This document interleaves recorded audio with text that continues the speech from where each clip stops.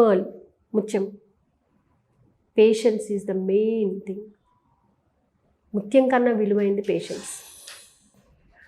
అటువంటి దానిని అంటే ఓర్పు అనేది ఉండాలి.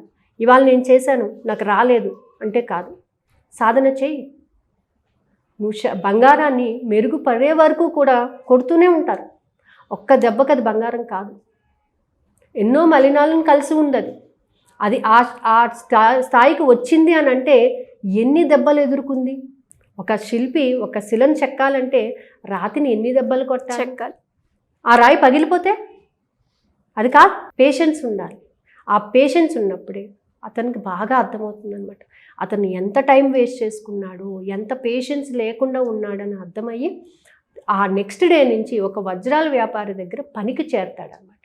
అతని దగ్గర వర్క్ నేర్చుకుంటాడు. క్రమేపీ వర్క్ నేర్చుకుని ఒక పెద్ద వ్యాపారవేత్తగా తయారవుతాడనమాట. వజ్రాల వ్యాపారవేత్తగా తయారవుతాడనమాట. అంటే తనకున్నటువంటి ఆ సమయాన్ని ప్రాపర్గా ఉపయోగించుకోవాలి.